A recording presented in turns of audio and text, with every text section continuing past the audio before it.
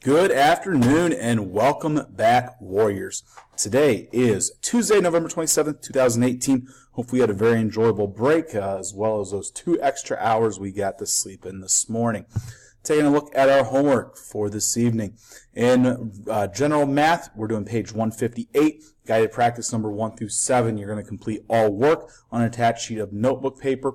If you were in the first period class with myself and Mrs. Caparoni, please note this is a change from what we assigned in class. Just things got switched around as the day went on. In honors math, that is to be announced. That would be have been announced during your 6th period class today. Also, in both sessions of math, you need to check the Google Classroom. Hint, hint. In science, there's no homework. In social studies, we have the Mesopotamia video form. Remember, you can access the video at home, but you need to go through and you're writing out a paragraph based on the question that is asked from the video. In language arts, there is no homework as we are in the library.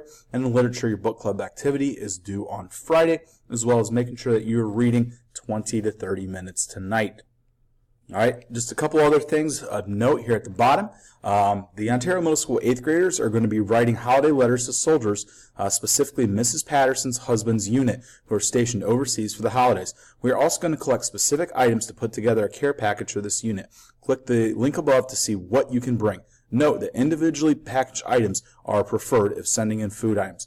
Mrs. Murray has a box in her room for your donations. The last day for donating is this upcoming Monday, December 3rd. That gives us just 4 school days to do this, so do not procrastinate. Bring in items ASAP. Thank you in advance. And then if you are with Mrs. Music and you are in Careers in Life, make sure to tell Mrs. Music your favorite 3 ideas for the project. You can send her your response to the question on Google Classroom. That's it for today. Make it a good one.